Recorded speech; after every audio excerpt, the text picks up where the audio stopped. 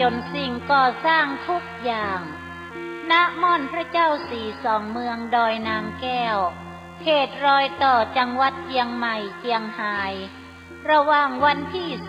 18ถึงวันที่20มีนาคม2565เจ้าภาพการก่อสร้างโดยคุณแม่จันฟองกิ่วแก้วพร้อมลูกหลานบริษัทเพชรอินทรีย์ทรานสปอร์ตจำกัดบริษัทเขมราชทรานสปอร์ตจำกัดและคณะศิษยานุศิษย์พระเดชพระคุณพระพรหมมงคลหลวงปู่ทองสิริมังคโรอดีตเจ้าอาวาสวัดพระธาตุสี่จอมทองวรวิหารพร้อมทั้งพี่น้องประชาชนทั่วทุกสารทิศที่ได้ร่วมจิตอันเป็นกุศลพร้อมใจกันทุกคนสร้างสิ่งก่อสร้างต่างๆไว้เป็นศาสนสมบัติของชาวพุทธทั้งประเทศณม่อนพระเจ้าสี่สองเมืองดอยนางแก้วสมแล้วดังเจตนาของเทระจารย์ในอดีตสืบสานแนวคิดครูบาอาจารย์พระเดชพระคุณพระสุนทรปริยัติวิกรมทรัพย์นรินทร์โทอดีตเจ้าคณะอำเภอเวียงป่าเป้าและพระเดชพระคุณพระเทพวิสุทธิคุณกุศลคันทวโรอดีตเจ้าคณะจังหวัดเชียงใหม่กำหนดการดังต่อไปนี้วันอาทิตย์ที่13มีนาคม2565ขึ้น11ค่ำเดือน6เหนือตาลตุง2อำเภอปักตุงปักจ้อตั้งเจตนางานบุญตลอดทั้งวันวันศุกร์ที่18มีนาคม2565แรม1ค่ำเดือน6เหนือพุทธาภิเษกเหรียญพระเจ้าสี่สองเมืองและเหรียญแม่นางแก้วเริ่มเวลา6 โมงแลงตลอดทั้งคืนพร้อมเบิกเนตรพระเจ้าสี่สองเมืองกวนเข้าทิพย์2 ตำรา2 หม้อ2 จังหวัดวันเสาร์ที่19มีนาคม2565แรม2ค่ำเดือน6เหนือเป็นวันประกอบพิธียกยอดฉัตรประดิษฐานเหนือยอดเจดีย์สี่สองเมืองเจดีย์ดอยตุงจำลองเจดีย์ดอยสุเทพจำลองเวลา8 โมงถึงบ่าย2เปิดโอกาสให้ประชาชนบูชาผ้าแพรบูชาเหรียญพระเจ้าสี่สองเมืองเหรียญเจ้าแม่นางแก้วเวลาบ่าย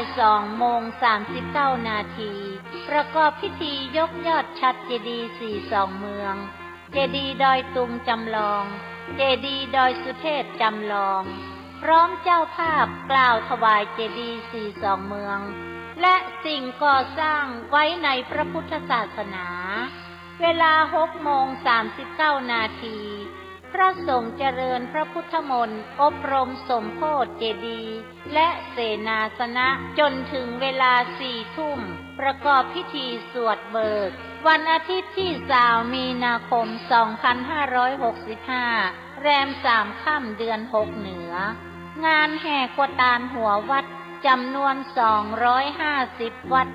ในเขตอำเภอดอยสะเก็ดอำเภอเวียงป่าเป้าและใกล้เคียง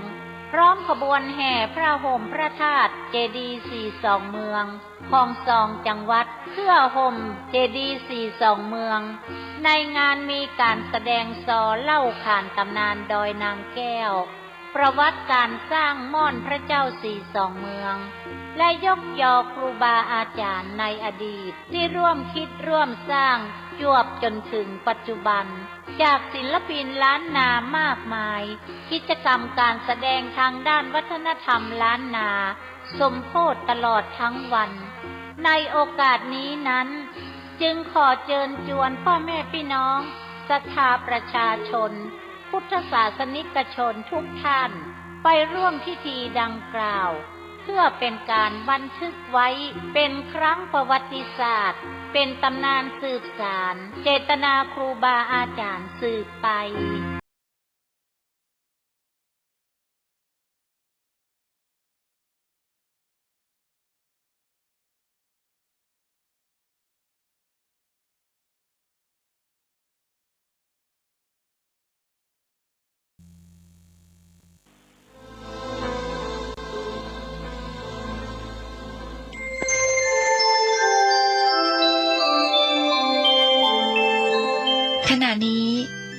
ำลังฟัง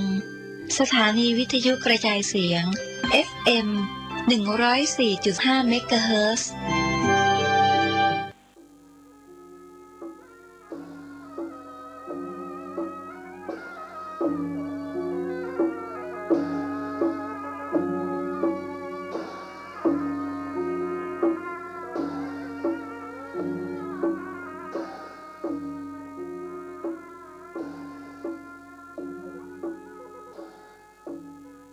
ขอยกมือ10 นิ้วกราบอาราธนาเอาคุณพระแก้วเจ้าทั้งสามบุญศีลบุญทานที่ได้กระทำปั้มเป่งมาเสื้อวัดเสื้อวาเสื้อบ้านเสื้อเมืองพระสยามเทวาธิราชคุณพ่อคุณแม่คุณครูบาอาจารย์สิ่งศักดิ์สิทธิ์ทั้งหลาย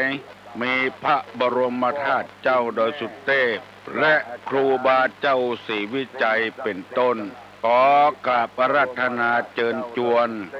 มาปกปักรักษาพ่อแม่พี่น้องท่านเจ้าหลานเหลนวงศาคณาญาติทุกท่านให้มีความสุขกายสุขใจนานแสนนานได้เทินวันนี้ได้นำเอารายการธรรมะเพื่อประชาชนมาเสนอให้ท่านสาธุชนคนดีได้รับฟังเช่นเคยก่อนที่จะได้นำรายการนี้มาเสนอท่านผู้ฟังทั้งหลายจะได้นำท่านทั้งหลายไหว้พระเจ้า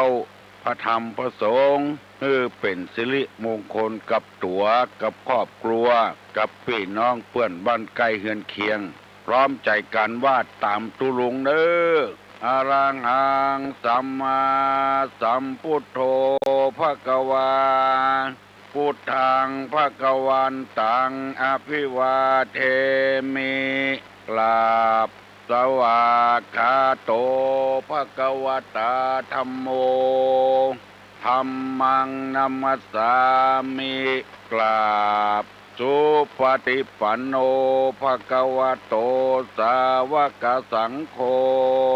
สังฆังนะมามิกราบอันธรรมยังพุทธัสสะภควโตปุพพาภะคณะมะกะลังกะโลมะเสนะโมตัสสะภะคะวะโตอะระหะโตสัมมาสัมพุทธัสสะนะโมตัสสะภะคะวะโตอะระหะโตสัมมาสัมพุทธัสสะนะโมตัสสะภะคะวะโตอะระหะโตสัมมาสัมพุทธัสสะพุทธังสรณังกัจฉามิธัมมังสรณังกัจฉามิสังฆังสรณังกัจฉามิตุติยัมปิพุทธังสรณังกัจฉามิตุติยัมปิธัมมังสรณังกัจฉามิตุติยัมปิสังฆังสรณังกัจฉามิตติยัมปิพุทธังสรณังกัจฉามิตติยัมปิธัมมังสรณังกัจฉามิตติยัมปิสังฆังสรณังกัจฉามิอิติปิโสภะคะวาอะระหังสัมมาสัมพุทโธวิชชาจรณะสัมปันโนสุขโตโลกาวิทูอนุตตโลปุริสาธรรมสารถิสัทธาเทวะมนุษย์สานังพุทโธภควาติสวากขาโตภควตาธัมโมสันติทิโกอากาลิโกเอหิปัสสิโกโอปนะยิโกปัจจัตตังเวทิตโพวินโยหิติสุปฏิปันโนภควโตสาวกสังโฆอุจุปฏิปันโน ภะคะวะโตสาวกสังโฆญาญาปฏิปันโนภะคะวะโตสาวกสังโฆปัญหาต่างๆฝ่ายรัฐบาลกับฝ่ายค้านกาบัถ้าถามมาเนอตุลุงจะบ่ตอบเพราะว่าสถานีนี้และที่เพิ่นกำลังถ่ายทอดถึงแม่แจ่มปุ่นก็มีที่กาดบริบูรณ์นี่ก็มีที่ฝ่ายหินก็มีเพิ่นกำลังถ่ายทอดแล้วเฮาบ่อู้เรื่องการบ้านการเมือง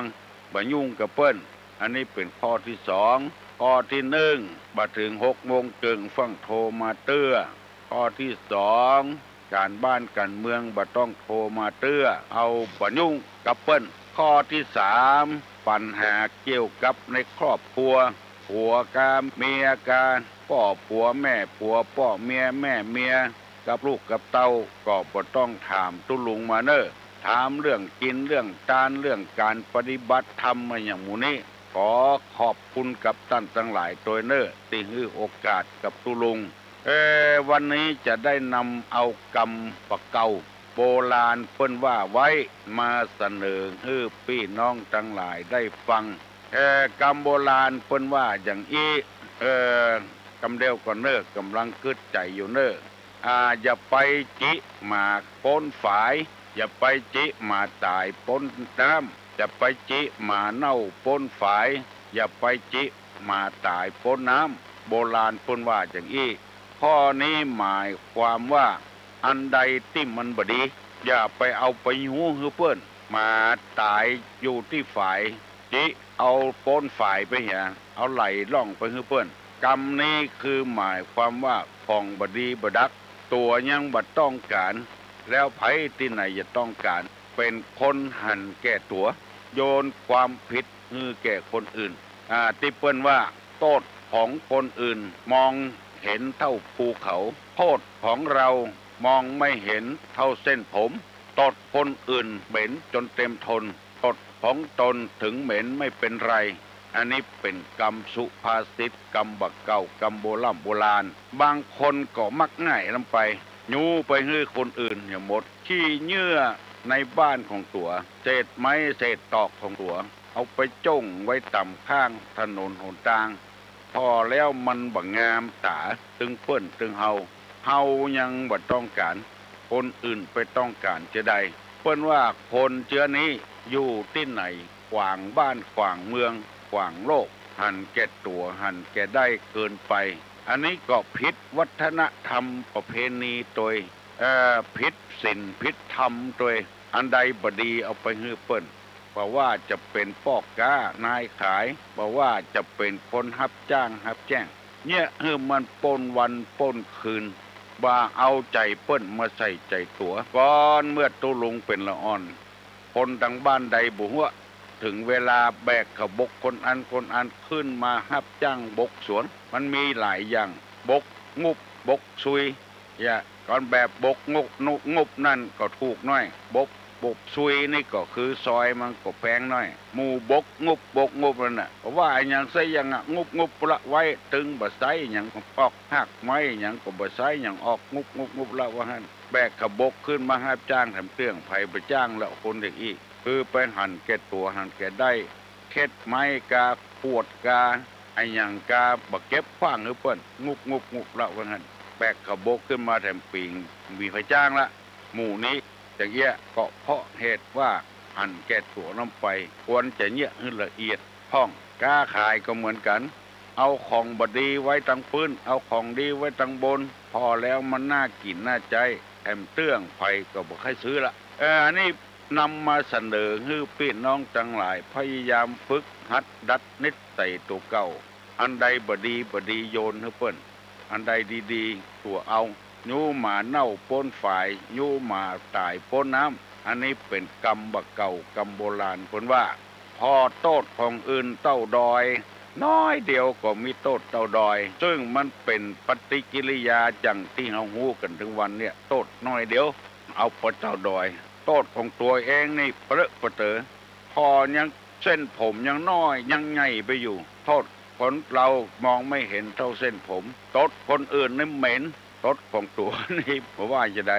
2 คนพ่อลูกนั่งกินข้าวด้วยกันกินข้าวก็แกงผักละกินไปกินมาขอโทษเถอะพ่อมันตดออกลูกมันสาบเขาใส่ถ้าจะทนบ่ได้แก่ก็ให้หมาไปตดบ่โอ้พ่อมันคนนี่จะได้ทำใจเย็นไว้โอ้บ่น้องก็ไม่มีไผ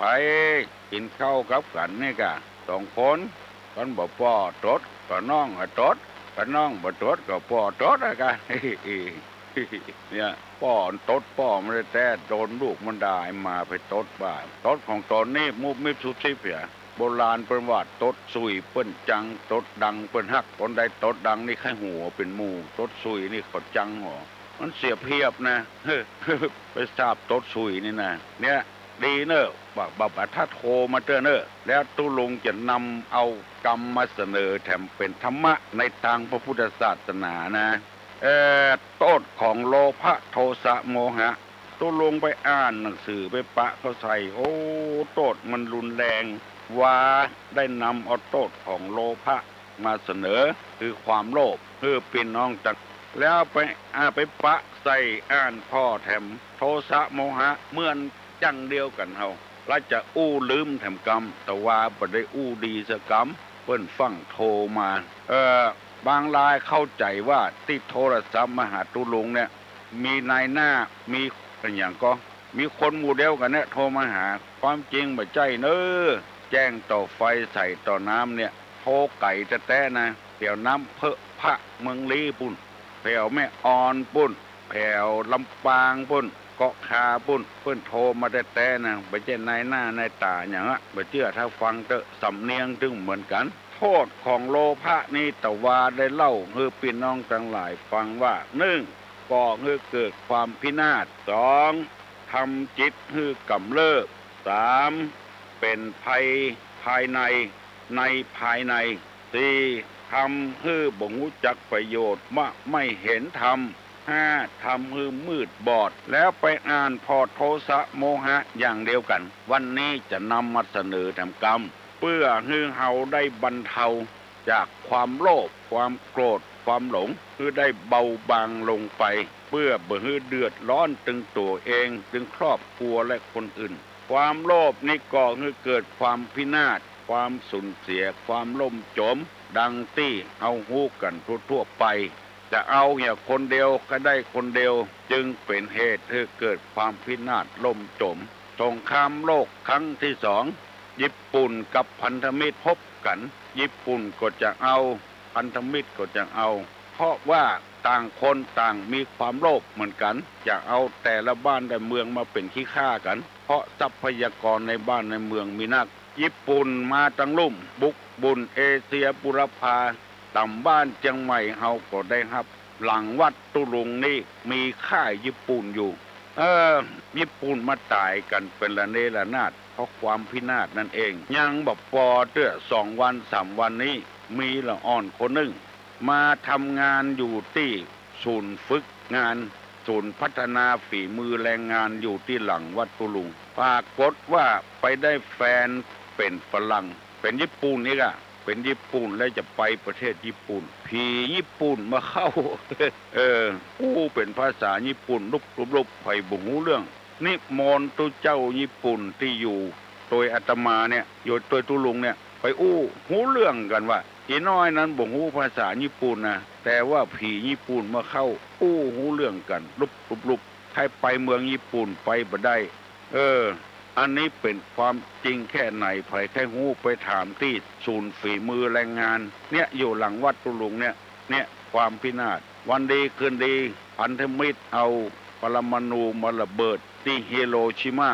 ตายไปกำเดียวเป็นหูกี่หมื่นคนพุ่นอันนี้ก็คือความโลภอยากได้บ้านได้เมืองยกเป็นตัวอย่างบ่ต้องจัดนี้จัดหน้าโลภนักลำไปเกาะบ่ได้ก็มีนะเกิดความเดือดร้อนมีวัดหนึ่งตุลุงก็ตุป้อเปิ้นมาบวชแก่เปิ้นมันตินมันมือปลูกหันปลูกนี่ใจใส่ดูแลปลูกต้นบัดตากบคนไทยว่าตะขบคนเมืองเขาว่าต้นบัดตากบเอาไว้ที่หน้ากุฏิวัดนั้นถ้าอยู่ใกล้บ้านใกล้จองก็ วันหนึ่งตุลุงตุป้อได้ยินบนบัดตากบเซี่ยว ออกกุฏิมาพอเป็นละอ่อนพื้นกินบัตตากบละอ่อนไม่ยิงซ้ำๆห้องลงมาอีหนูทำไมซนเดี๋ยวตะขบมันหักแล้วก็ตกลงมาตายหาลงมาแล้วเอาสตางค์ให้ละอ่อน50 บาทละอ่อนไม่ยิงนะเอาไปซื้อกางเกงในมาใส่เสียละอ่อนไม่ยิงได้สตางค์บัตตะคบตะคืบบ่เอาละได้สตางค์ไปอวดถึงแม่มันโอ้แม่มันก็ขี้โลภอย่างว่าเนี่ยนะโลภะเกิดขึ้นละอ่อนได้50 บาทถ้าเป็นคนใหญ่ต้อง100 ป่ายบนนี่ใครได้อย่างลูกสาวมันวันพูกแม่มันไปคืนทำแล้วเศร้าอยู่บนบัตตากบ ตุลุงได้ยินก็ใส่ลงมาแถมโอ้อะไรนี่เมื่อวานลูกมันวันนี้แม่มันเอกนี่หรอเอาลงมาแม่มันนึกว่าจะได้สัก100 ป่ายก็ แม่มันลงมาตุลุงก็สตางค์จ่ง5 บาทเอาไปซื้อกางเกงในมาใส่เสีย มาจะได้นักหรือลูกมันเอาไปมาได้5 บาทแต่เนี่ยเพราะความโลภเน้ออันนี้หูฟังมันม่วนอกม่วนใจบ่ได้อันนี้ก่อให้เกิดความพินาศไปโลภนักลำไปกินกำไห้นักลำไปเอาหมอกก็ให้พอดีเนี่ยเอานักลำไปก็อย่างว่านั่นนะมันเดือดร้อนคนอื่นมหันแก่คนอื่นอย่างติตุลุงนำมาเสนอตะวันไปงานที่ไหนเปิ้นแจกของเปิ้นแจกพระกาแจกเหรียญแจกผ้ายันกาเอาอันเดียวบอกปอ2 อัน3 อันมันใครเกินน้ำไปเอาอันเดียวก็พอแล้วหันใจคนอื่นพ้องเปิ้นก็ใจเฮาก็ใจเรื่องนี้เท่าบอกว่าเหี่ยก่อนมันเกิดขึ้นติ๊ก2ทำมือจิตให้กำเริบทำจิตให้กำเริบเสิบสารถ้าได้1ได้ยังบอกป2ป3ป4ปออกไม่ออกพี่น้องทั้งหลายที่อยู่บ้านนอกบ้านป้างเราไปสังเกตแต่ก่อนนี้เฮาไปซ่อนเนี่ยเฮามีข้องแก่นเดียวนั้นนะบัดเดียวนี้มีข้องไป2-3 แกนปุ่นเอาซ่อนเอากระป๋าตอนปู่เขาแซะในเฮาขว้างเนี่ยประเดี๋ยวนี้ข้อง1ใส่ปลาข้อง1ใส่ปูข้อง1ใส่หอยเอาจนมดต้งมดนาบ่ฮื้อไผได้กินตัวสักคนอันนี้คือความโลภทำจิตใจให้กำเริบเสิบสารแต่อียังบ่พอน่ะเบื่อป่าแถมป่าน้อยป่าใหญ่ตายด้วยกันหมดเนี่ยเป็นกองบ่ฮื้อไผได้กินแถมซ้ำป2อันนี้คือความโลภของคนกรเพิ่นเศรษฐกิจเพียงพออยู่พอกิน เอาหมอกก็ให้พอดีเนี่ยปล่อยเกินไป3เป็นภัยภายในบ้านผัวก็โลภเมียก็โลภต่างคนต่างหันแก่ตัวหันแก่ได้ทำข้อที่4ทำให้บ่รู้จักประโยชน์บ่มองหันธรรมะธรรมโมแล้วข้อที่5ทำให้มืดบอดเหมือนกันหมดโทสะก็เหมือนกันคือความโกรธนี่ความพินาศย่อมจะเกิดขึ้นความวุ่นวายย่อมจะเกิดขึ้นความโทสะนี่คือบันดาลความโกรธแต่ว่าบ่ได้อู้ดีวันนี้ได้อู้ดีเพราะว่าเปิ้นฟังกรรมตุลุงเปิ้นบ่โทรศัพท์มาถามว่าวันนี้จะอู้เรื่องโทสะคือความโกรธอันนี้ก็ละอ่อนอายุ3-4 ขวบฆ่าคนตายโดยมีเจตนาอย่างร้ายแรงเพราะเหตุว่าบันดาลโทสะคือพ่อกับแม่นี่ฮักลูกบ่เต้ากันไปพอเตอะบ้านเฮาเมืองเฮาฮักลูกน้องลูกคนน้องเนี่ยฮักอ้ายน้อยฮักน้องนักเวลาน้องเฝ้าอ้ายเฝ้าน้องอยู่น้องให้พ่อก็จ้างแม่ก็จ้างไปด่าอ้ายพุ่นเตื้อมันผิดกับน้องแต่อ้ายจะสั่งจะสอนพ่องก็บ่ได้พ่อแม่จะเคี่ยนจะตีอ้ายพุ่นมีละอ่อนคู่หนึ่งอย่างเงี้ยพ่อแม่เป็นคนที่บ่พิจารณาเสียก่อนบ่ใจสติภัยผิดภัยทุกข์ก็น้องให้ก็เคี่ยนอ้ายน้องให้ก็เคี่ยนอ้ายซื้อขนมมาแบ่งให้อ้ายน้อยเดียวแบ่งให้น้องนักความโทสะก็เกิดขึ้นกับละอ่อนวันดึงก่อนเมื่อมีเฮาคนเดียวดูตั้งกินพ่อแม่ก็บ่ด่าเฮาสักเตื้อบ่ล่ำเคี่ยนเฮาสักเตื้อตั้งมีน้องเกิดขึ้นมาเนี่ยโดนด่าอยู่ติ๊กเนี่ยจะใดนี่มันละอ่อน3-4 ขวบนี่มันหูเรื่องแล้ววันหนึ่งหันแม่มันนอนหลับเอายาปิดยาอย่างหมูยาปิดก็แล้วกันเถอะยาที่เอาเห็นแล้วเอาไปทานคือแม่มันขอโทษเนอะฮัลโหล ไหวสานะตุลุงเนอะน้องป๊อบตื่นแล้วกันหมูจ้าฮะน้องป๊อบตื่นแล้วกันหมูเนี่ยตื่นแล้ว เปิ้นบ่โทรมาเตื้ออันน้องพิมพ์ตอบมาแล้วยังน้องป๊อบเนอะถ้าน้องพิมพ์นี่ยังไม่เฉลยได้นะแล้วก็น้องป๊อบตอบมาแล้วก็เฉลยมาเนอะเอาไหวสาตุลุงเนอะกำว่ายายก็ไอ้ยังก็ขึ้นอะไรแรงที่สุดน้องพิมพ์ตอบมาแล้วนะบ่ถูกเนาะแต่เฉลยเตื้อบ่เฉลยถ้าใครถูกนี่จะมีของขวัญนะเนอะนั่นกะครับมีรางวัลฮะเจ้ารางวัลไว้รางวัลมัน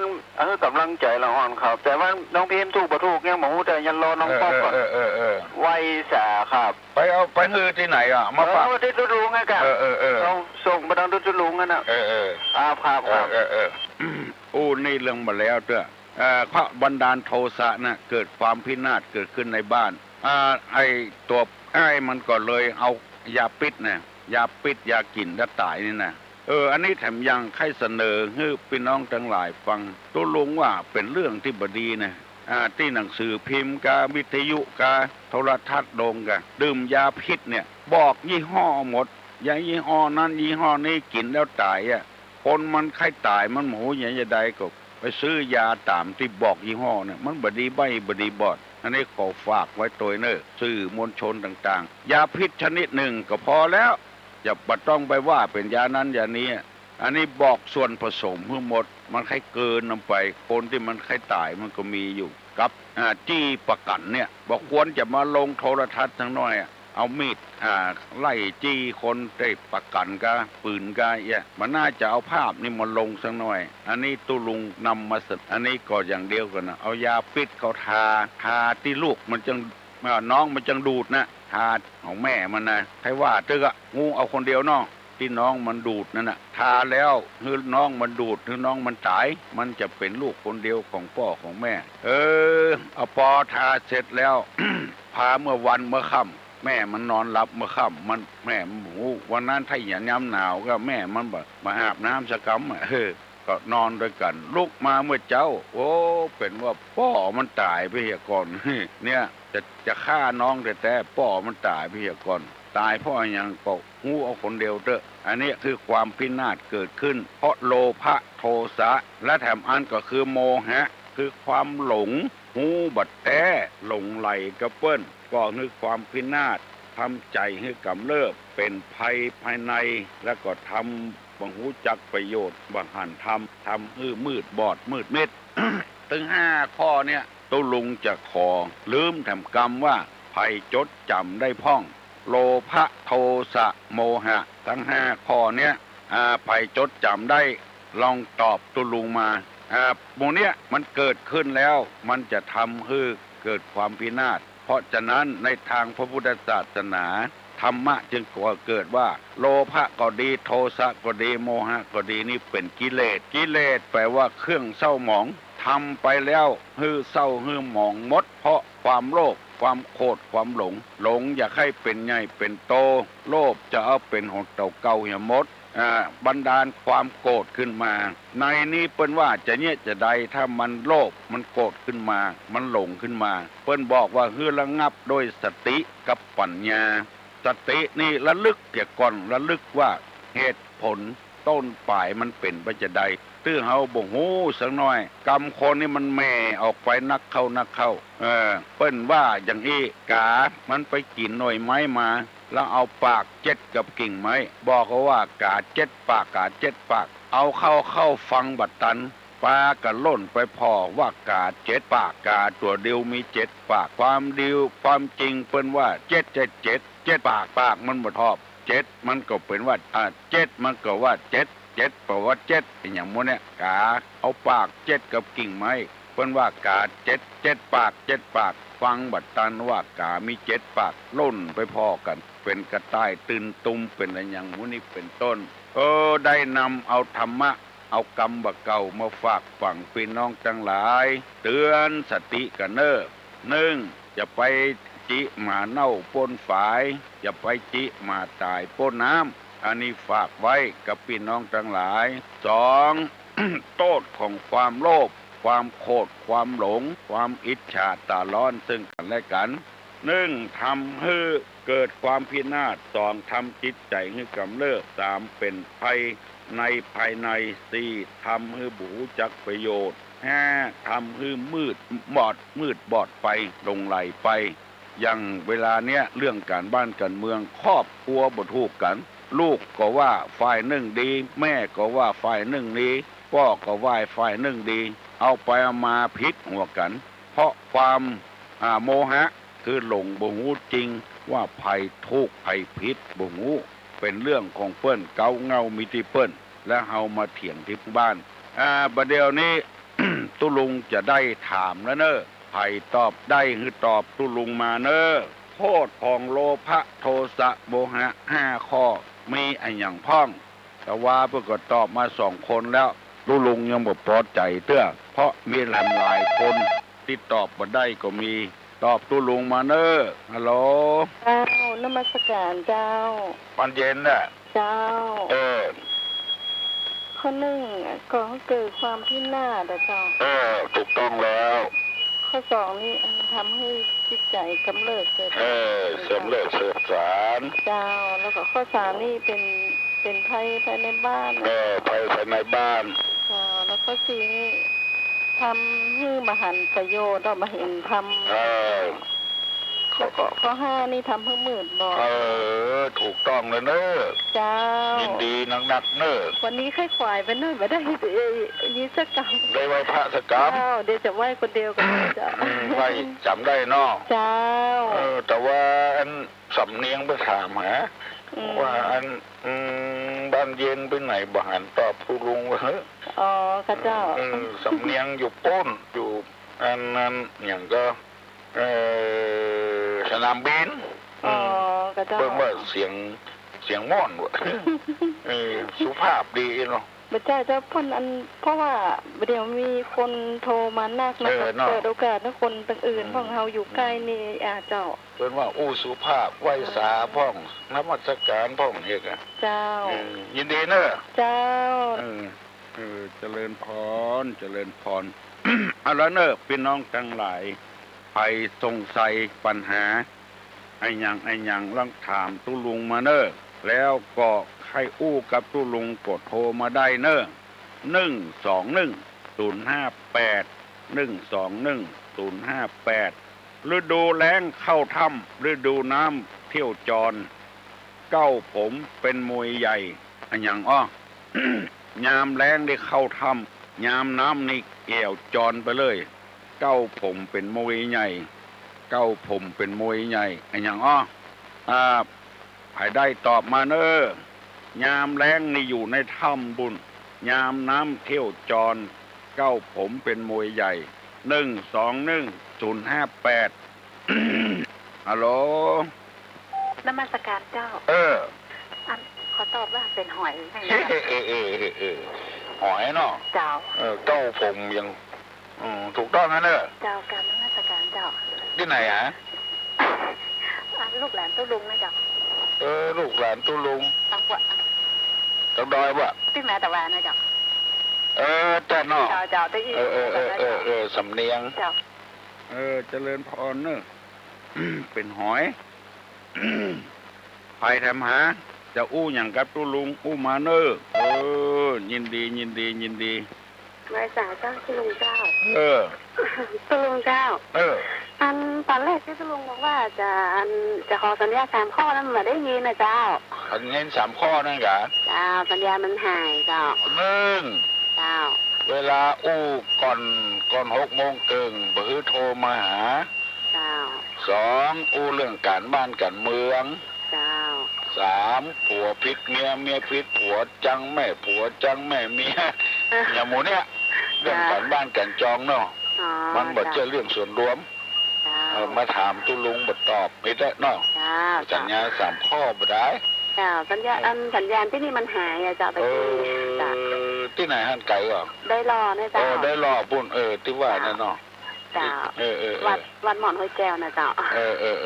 หม่อนห้อยแก้วเจ้าวันที่15นี่วันหม่อนห้อยแก้วเพิ่นจะมีการฉลองนะเจ้าค่ะเจ้าวันที่15ผู้ฮือนี่เจ้าฉลองหยังฮะฉลองงานป้ายวัดกับห้องน้ำเจ้าเนาะ เจ้าบอกลูกปีคือน้องไปร่วมน้องเจ้าอย่างนี้กะนี่สัญญาอย่างนี้บอกมีสัญญาบอกบุญน้องวันที่15เนอะวัดหนองห้วยแก้วน้องเปิดทำบุญยินดีเนอะเจ้ามาตรการเจ้าเจริญพรบุญรักษาเนอะเอาไปจะโทรอย่างโทรมาแถมเนอะเรื่องการเรื่องบุญเรื่องการเนี่ยไปจะโทรอย่างเอาบอกมาอะโหลอันนี้มาตรการเจ้าไต่พวกนี้อันมาจากสันทรายเจ้าสันทรายเจ้าจะขอถามตุลุงว่าที่เปิ้นบวชเนนเนี่ยเปิ้นเอาอันอย่างพระอุ้มพ่องก็ว่าเอาดีพ่องก็ว่าบัดดีมันเป็นอย่างไรเจ้าโอ้พระอุ้มนี่นะเจ้ามันเจนพ่อเจนแม่เฮาแล้วเนอะเจ้าแต่ก่อนเปิ้นบ่มีบัตรบ่มีกัดอย่างบ่เดียวเจ้าเปิ้นอุ้มพาไปบอกบุญตามบ้านตามจองให้ฮู้ว่าจะบวชลูกบวชเต้าเจ้าบัดเดี๋ยวนี้มีถึง2อย่างเนอะเจ้าถ้ารักษาวัฒนธรรมประเพณีก็ดิ้งเจ้าถ้าเฮาบ่มีเวลาจะไปอุ้มก็ดิ้งเอาปัดไปเจิญเปิ้นแต่ก่อนมันบ่มีบัตรยังบ่เดียวเจ้าเปิ้นอุ้มพาไปตามบ้านตามจองจะบวชลูกบวชเต้าเน้อพี่น้องได้มาร่วมกินร่วมทานเจ้าเนี่ยกะคนทั้งเหนือเฮาฮักกันแป้งกันเป็นอย่างอี้ลูกเวลามีกินมีทานบอกบุญด้วยกันนะเจ้าพอคนทั้งใต้เพิ่นมาอยู่บ้านเฮานะเจ้าอยู่แม่อันน่ะหมูจักเจ้าหน้าซื่อตาซื่อเสียเพราะว่ากินทานบ่บอกบุญด้วยกันเจ้าน้องสังเกตถ้าจะมีมาเอาก็ได้กับเจ้าถ้าเฮามีกัดมีบัตรบ่เอาก็ได้เจ้าถึง2อย่างเจ้าขอบคุณเจ้าเจริญพรเนอะเจ้าเจริญพรบุญรักษาเนอะอย่างเอี้ยตุลุงชอบแต่เป็นปัญหาที่ต้องการให้หูถามมาโทรมาอย่างเอี้ยฮัลโหลสวัสดีเจ้าตุลุงชาตุลุงคือทำดีเจ้าชาตุลุงสอนดีเจ้าอยากถามตุลุงสักหน่อยเจ้ามันเข้าใจง่ายเนาะเจ้าเข้าใจง่ายเสร็จม่วนดีเจ้ายินดีเนอะตุลุงเหมือนพ่อหนูแน่เลยอายุยืนแถมเป็น10 ปีพ่อหนูเสียไปแล้วหนูฟังหนูร้องไห้เหมือนกับเหมือนพ่อหนูขนาดนั้นแต่หนูอยากถามตุลุงหน่อยเจ้าได้กันว่าเวลาไหว้พระแล้วหนูพูดแต่ได้จุดถูกเนาะแล้วบางวันไม่ได้จุดนี่พระก็จะงูกว่าจะฟังตรงนี้อยู่เนาะตุลุงเนาะวันนี้นี่นะเจ้าตอนนี้อย่าอธิบายเนอะเจ้าขอบคุณเจ้าตุลุงว่าเจ้าวันดีปูจาเนี่ยมันมีอยู่2อย่าง1อมิตรปูจาโดยสิ่งของ2ปฏิปูจาโดยการปฏิบัติตามการจุดธูปจุดเทียนก็ดี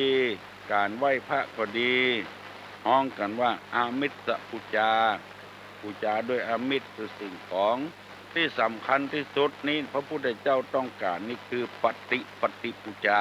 คือปฏิบัติด้วยการปูจาด้วยการปฏิบัติตามปฏิบัติอยู่ในศีลกินในธรรมคือเหมือนบ้านเหมือนเมืองเหมือนเปิ้นเหมือนต้านจะเป็นนอกฮีดนอกห้อยนอกศีลนอกธรรมอันนี้เฮาแบบประจุดธูปก็ได้เพื่อเฮาลืมไปบ่จุดก็ได้ถ้าเฮาบ่ลืมเฮาจุดเหียก็ได้ถึง2อย่างแต่การปูจาด้วยสิ่งของปูจาด้วยจุดธูปจุดเทียนบางทีก็อันตรายนะเมื่อ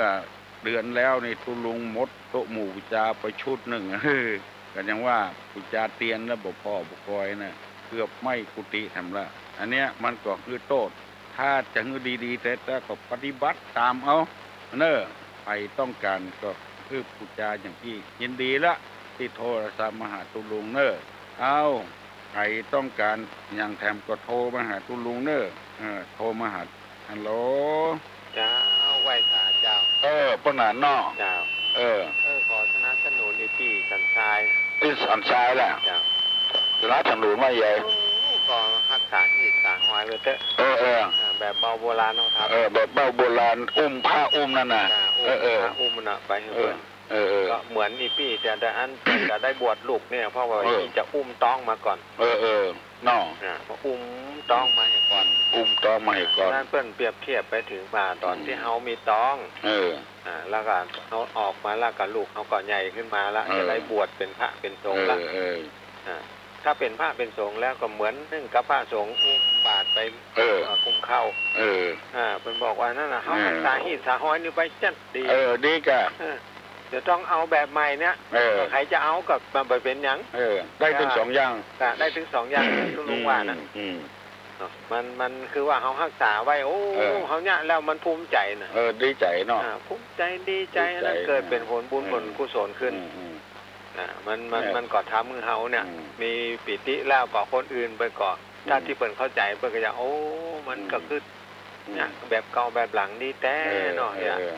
คนเปิ่นก็จะสรรเสริญเยินยอขึ้นมานั่นมันเป็นสิ่งดีๆนั่นน่ะไอ้พี่นี่ขึ้นได้จะดีเนาะมันมาจากตั้งพุ่นน่ะตั้งเชียงตุงพุ่นน่ะตั้งตุงพุ่นมีอยู่พระอุ้มเดียวนะแล้วเปื้อแผ่มาทางบ้านเฮาเดียวอันนั้นก็มีกันนั่นเนี่ย8 จังหวัดภาคเหนือเนี่ยพระอุ้มเนี่ยนะมีกินมีตาลบอกกันโบหลวงโบราณหวยมีหัววัดก็มีจากทางเหนือเนี่ยเนี่ยไปหันแล้วมันเปิ้งใจนะต้องอยู่ที่ไหนมันเป็นพี่เป็นน้องกันอ่ะอย่างคนตั้งใต้ขึ้นมาอยู่บ้านเฮาปิดประตูบ้านเนี่ยว่าอย่างก็ไผสักคนไผไปถามมาหมูอะไรทำไมล่ะอะไรทำไมหมดเกืออยู่ไป20 ปีหมูจะไผสักคนของเฮานี่มันเป็นพี่เป็นน้องหมดอ่ะลองไปถามโลกคนอยู่หางบ้านเมื่อเขาถามหัวบ้านมันยังพูดที่หมดอ่ะพูดที่หมดอ่ะลูกไผ่หลานไผ่ของหมดอ่ะเนาะเพราะว่ากินร่วมกันตานร่วมกันพระอุ้มอย่างที่เขาว่าเนี่ยเนาะดีแต่นะพุ่นน่ะแล้วอันละกะไอ้แม่ถามมาประเดี๋ยวนี่เขาว่าอันไหว้พระอันนั้นมันเล่นกับฟืนกับไฟตัวหรอแม่เนาะโอ้ปฏิบัตินั้นจัดดีแล้วเดี๋ยวคุณลุงบอกไปเนี่ยเขาถูกต้องแต่ส่วนมากผมบางครั้งนี่ถ้าหากเป็นมาค่ำเป็นอย่างนี้บาจุดถูกเราตุลุงแม่เนาะเขาก็ปฏิบัติเอาโอ้ประเดี๋ยวเพิ่นมีนั่นในปัญหาเนี่ยไฟฟ้าน่ะจัดดีอ่ะกดสวิตช์ปั๊บได้ตึงถูกตึงเทียนอ่ะปลอดภัยเนาะน่ะปลอดภัยแล้วก็สวิตช์นั่นน่ะกดสวิตช์แกนั่นน่ะมันถึงเอาปฏิบัติท่านปฏิบัติเนี่ยดีที่สุดมันมีอยู่2 อย่างพระฤาษีชีไว้เป็นอยู่ในป่าในดงเนาะแม่เนาะบ่มีอย่างนะมีฟืนมีไฟอย่างเนาะมีฟืนมีไฟอย่างโอ้ตุลุงจริงเมินกับอย่างดีแต่ก่อนนี้ตุลุงก็ก็กลัวบ่ใครมีคนคนถามผมกลัวมีคนฟังแต่ที่จริงเพื่อนฟังหนึ่งแล้วเพื่อนก่อนตอนนั้นเพื่อนก็บักกล้าโทรมาหาแต่เดี๋ยวนี้นี่โอ้เขาเปิดเพื่อนละกับนี่เขาก็ได้เปิดต่างกว้างพอตั้งไกลขึ้นไปแถมโอ้แต่ละคนก็ดีอกดีใจขึ้นมาก็ตุลุงอนุญาตคือโทรมาหาแต่จริงเนี่ยอยากใครคือโทรมาตอนเนี้ยตอนที่ว่า6 โมงครึ่งแล้วเนี่ยเนาะโอ้เนี่ยมันเหมาะแต่ว่าถ้าโทรมาตุลุงก็โอ๊ตมาได้อยู่กันนะครับโอ๊ตมาได้แต่มันมีแถมอย่างหนึ่งแต่ว่านี้ไปงานผู้สูงอายุที่ไหนได้ออกมาสถานีวิทยุพุทธศาสนาธรรมนัดพี่น้องไว้ว่าจะเอาเรื่องนั้นครูบาเจ้าจีวิจัยมาอู้เขาฟังเนาะที่สมัยแก่ไข่ฮู้ก็เลยมาได้อู้สักคำได้ออกม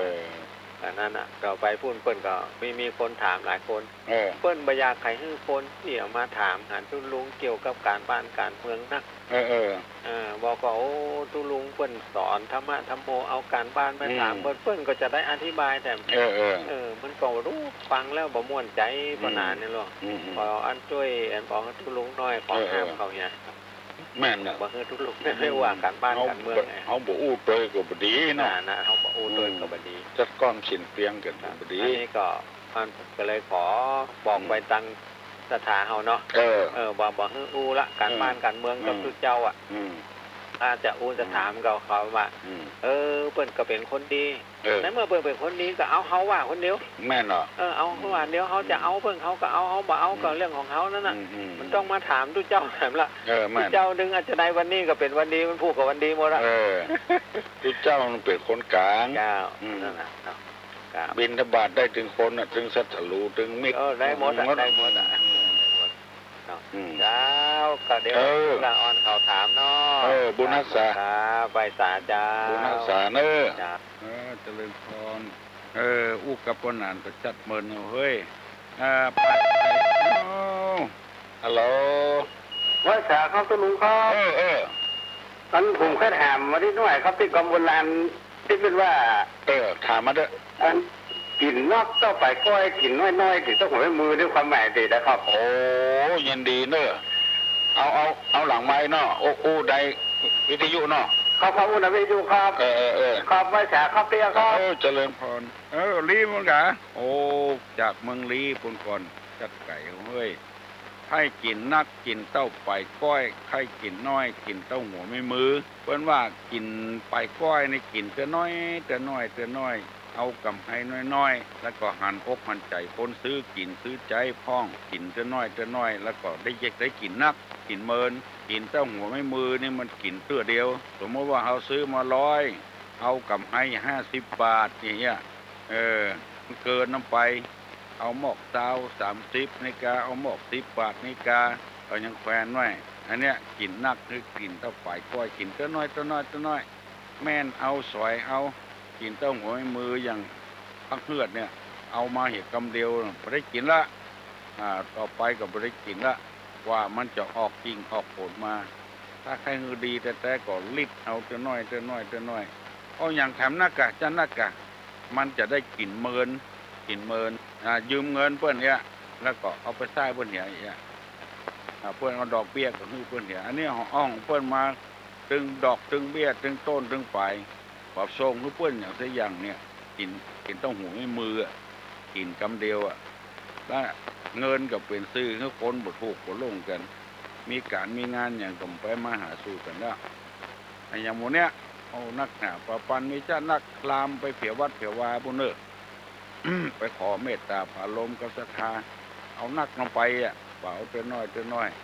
ศรัทธาเพิ่นก็บ่ชอบใจบ่ชอบที่หน้าก็เลยมาใกล้มาไก่ซ้ำก็มีกินนักคือกินเต้าปลายก้อยกินน้อยกินเต้าไม่มืออันนี้ขอฝากฝังพี่น้องทั้งหลายไว้อย่าไปเอานักเกินไปอย่างคนเล่าให้ฟังเปล่าไปแอวหาสาวไปปะใส่ปีปนครัวอะไรปนครัวจากถ้ำนี่ไปทำคุณกดจ้างให้ออกช่วยปนครัวก็มองหั่นครัวเปิ้นนักนะเนาะปนเข้าเปิ้นเอาคำขึ้นน้อยก็พอเอาแถมอันเดียวผีโมดตาเขาใส่ โมดตาเขาใส่เป็นผีหลอกโอ้นี่ไปเจ้าโคนนู่นนี่ช่วยใบช่วยบอดไปเจ้าโคนเป็นผีนี่เฉาะโล่นเนี่ยมดไปได้อย่างสักอย่างอันเนี้ยกินน้อยกินเต้าหัวมือหมายจะเอาคำเดียวอันของเพื่อนนักอย่างที่เพื่อนลักเพชรซาอุนั่นน่ะพอกกระปุกยังบอกพอเพื่อนยืดเอาเพชรขึ้นไปเหี่ยวปรูเตียงกินเต้าหัวมือดูนั่นมีทำอยู่เนอะใครโทรอย่างก็โทรมาหาตุลุงเนอะโทรมาเตอะคำเดียวก็จะย่างละ7 โมงแล้วฮัลโหลเจ้าไม่จ่ายเจ้าตุ้มเจ้าน้องพิสมัยเจ้าบ้านดอนจันเจ้าคือว่าลูกเสียมันปีจะได้พบเราวิทยุมาแล้วนะเสียงน้องขึ้นจมูกได้น้องเป็นวัดวันนี้น้องเป็นวัดเจ้าวันนี้มีคำโบราณที่ทุลุงเคยเสนอมาแล้วต้องเอามาแต่งเป็นกลอนนิดนั่นกะโบราณว่าใหญ่บทเดียวพอดีมันรู้สึกว่ามันมีความคล่องแคล่วเราเลยมาแต่งเป็นกลอนเก็บเอาไว้มือถือสากปากถือศีลได้ยินว่าเป็นคนหน้าเนื้อใจเสือเชื่อไม่ได้ต่อหน้าชมรับหลังพังทั้งกระไรหนีให้ไกลอย่าอยู่ใกล้คนไม่ดีบทเดียวโอ้เก่งก็ปบมือกันเนอะปั๊บเสียงมันวีดเจ้าตุลุงเสียงมันวีดทั้งที่ไม่ได้ฟังทางวิทยุแล้วนะหน้าเนื้อใจเสือเนาะมือถือสากปากถือศีลปากเป็นธรรมใจดำอย่างเหมือนหม้ออันเดียวกันหมดเนาะ ก็ตามกรรมที่ลุงมาแล้วเก็บเอาไว้ดีเลยจำง่ายๆหน่อยปากจะเป็นธรรมบุญใจยังมินมอนดำกลึเจ้าอันมีตัวย่าเจ้ายินดีเนอะดูนักษาเนอะดีเจ้าสนใจธรรมะธรรมโมนักเถอะมันตึงแบบเป็นอย่างเสียหายยินดีกับผู้คนเอามาทำแล้วดีครับโอ้ดองอามครับตอบขึ้นนักเหรอใช่เขาโทรมาหาก็ลุงว่าได้อันกะอันอย่างก็ขึ้นไอ้อย่างแห้งกับเพื่อนถามขึ้นซึนามิครับนักกะน้องพิมพ์กดตอบว่าขึ้นซึนามิครับเจ้าของปัญหาเพื่อนบ้านจะเปิ้นบ่เต็มใจเด้อเปิ้นอย่างรางวัลบ่ใจเด้อว่าเปิ้นอย่างหัวน้อครับโทรมาอู้กับตัวอุ้ยบ่ได้กะครับว่าหายไปไหนฟังอยู่ทั้งวันเนาะครับมันต้องฟังอยู่ทั้งวันไม่ได้โทรไปสักกำวันนี้ตอนได้ไหว้พระด้วยเหรอไม่ได้ไหว้ลูกขวายไปอย่างครับเป็นอย่างอ่ะไว้ในใจเอาก็ได้ครับต้องเอาข้อสอบมาทำที่ว่าผู้สั่งเป็นปึกทำเด็กไปหน่อยเลยรับลูกฝ่ายครับวันนี้ไปโรงเรียนอยู่นอกครับเอาข้อสอบมาทำครับยินดีนะลูกเนอะปัญญาปัญสูงลูกครับมีสติปัญญาเฉลียวฉลาดนี่ได้เป็นเจ้าคนนายคนเวลายังแถมน้อยเดียวตั้งบ้านห้องตั้งสัมปตองเอาไก่พวกเนิร์ดตั้งลำปางก็บ่ได้ยินเนอะคนนี้นะฮัลโหลวัดราชการเจ้าเจ้าก็ทำนะถ้าเราทำวัดที่บ้านนี่มันเป็นอย่างเนาะไม่เป็นอย่างวันศีลเจ้าก็ทำถึงวันนั่นน่ะวันแรงนะวันธรรมดาเนาะเจ้าถ้าเกิดจุดทูบจุดเทียนนี่เบิกให้จุดแล้วมันนั่นแหละเจ้ากับปุจจากันให้เราเฝ้าเทียนอย่างเที่ยงนั่นน่ะมันก็บอกเป็นอย่างเนาะเป็นอย่างเจ้าไปวัดบ่ได้ไปบ่ได้ไปบ่ได้มันมีละอ่อนไปส่งอ่ะถ้าละอ่อนไปส่งได้จังมาจากไปเป็นเตื้อไปยากมายากเนาะเอาวัดกันเอาบ้านน่ะกันเนาะเอาบ้านน่ะบอกเป็นอย่างเนาะได้กันมีหิ้งพระเจ้าเหรอมีหิ้งเจ้ามีหิ้งพระเจ้าดีกันพระเจ้าก็มีพระเจ้าก็มีครูบาศรีวิชัยมีหมอที่ตุนครูบาศรีวิชัยเจ้าดีแต่มีโต๊ะมีห้องพระเนาะจะว่ามีก็ว่ามีก็มันเป็นเรื่องธรรมดาจ้ะเรื่องธรรมดามันเป็นธรรมดามีหิ้งพระเจ้ามีที่ไหว้พระเจ้าเนาะที่ไหว้พระเจ้าห้าโมงป่ายเจ้าก็ชวดเหรออ่ะดีละชวดตามว่าเดี๋ยวเมื่อก่อนเจ้าก็ไปนอนวัดนอนวาเนาะจำศีลภาวนาเดี๋ยวนี้มันก้าวแล้วก็ขาบดีขาบดีไปเป็นยังให้ไปตื้อเนาะให้ไปตื้อกระจายมีกันวันศีลเมื่อเจ้าเขาไปใส่บาตรเนาะมันมีหลอนวัดก็ไกลอ่ะทุกเจ้าบอกมาบิณฑบาตว่ะบอกไหมมันมีทุกเจ้าวัดประเดี๋ยวทุกเจ้ามีวัดมีทุกเจ้ามีแค่เนนภาษาเลี้ยนี่กับเนนน่ะมันอยู่ที่ไหนไม่อยู่กับปะกืนน่ะวัดประเดี๋ยวคือวัดไหนวัดประเดี๋ยวเจ้าประเดี๋ยวสารปีประเดี๋ยวสารปีนะที่ขวบพระพรหมนะจ๊ะวัดใหญ่วัดหลวงเนาะวัดหลวงมีจ้ะแค่มีทุกเจ้ามีทุกเจ้านะกาดก็มีหน้าวัดนะจ๊ะกาดก็มีหน้าวัดนะจ้าก็มาให้อย่างได้เมื่อเจ้าวันศีลนะมึงไปวัดได้หรือมั้งไปหาใส่ขันเกี้ยวอ่ะจะมันจะนะว่าเอาบ้านนี้คันนี้ให้อีกหน่อยไผ่ทำไผ่ได้ฮะเทียนเจ้านั่งเก้าอี้นี่มันก็เป็นอย่างเนาะเป็นอย่างพ่อมันนั่งพระเพียรเนี่ยอ่ะบางวันคนจัดให้คนเท่าต่างหากลูกเก้าอี้น่ะเจ้ามันนั่งหมม่วนไปม่วนใช่ไหมเจ้าเนี่ยแค่โทรถามบ้านเฮ้ยเขาทำวัดบ้านนี้ได้หรือว่าชวดแต่ละมีชวดนี้เหรอชมดีกันดีคุ้มมันคุ้มจองคุ้มลูกคุ้มหลานเจ้าไหว้พระเจ้านะไหว้เจ้าข้ามาถ้าบ้านอันนี้มาจุดทู ทุบจุดเทียนอย่างมันอยู่คนเดียวอ่ะ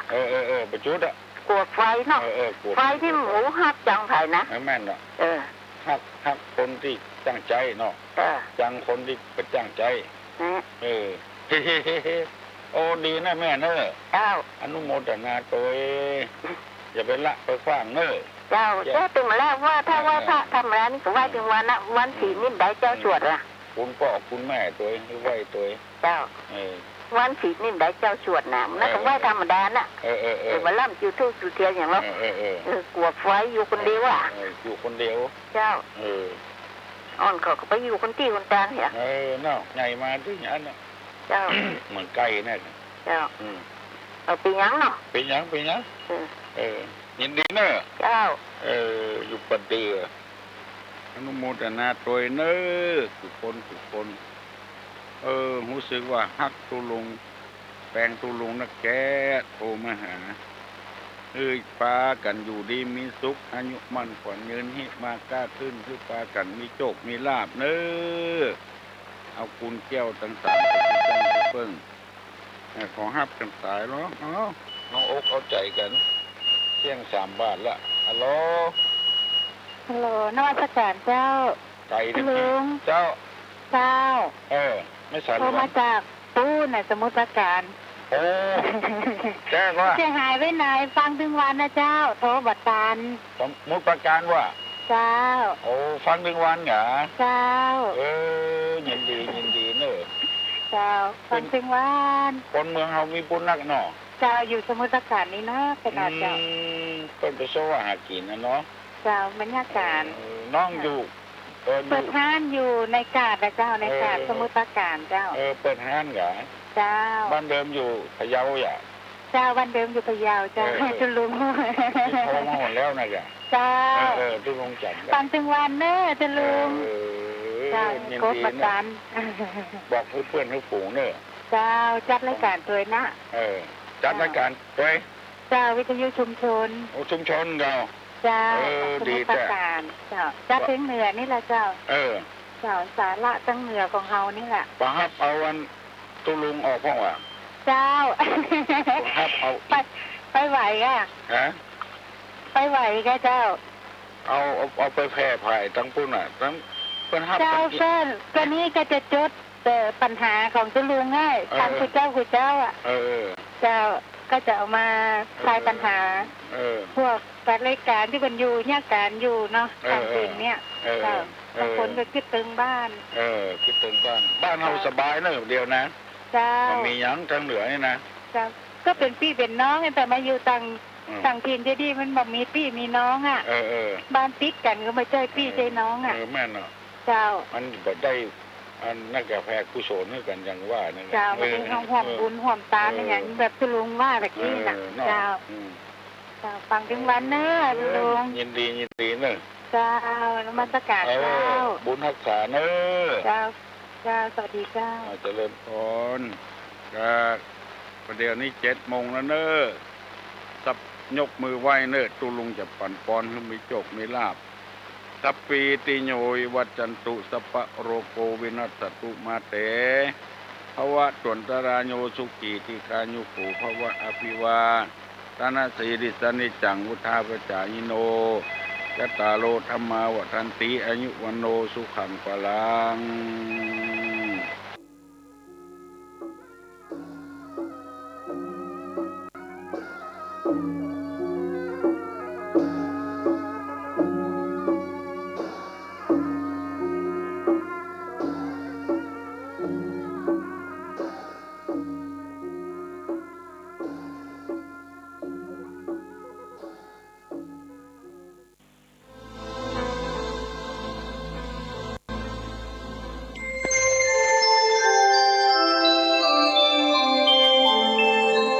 ขณะนี้ท่านกำลังฟังสถานีวิทยุกระจายเสียงพระพุทธศาสนา FM 104.5 เมกะเฮิรตซ์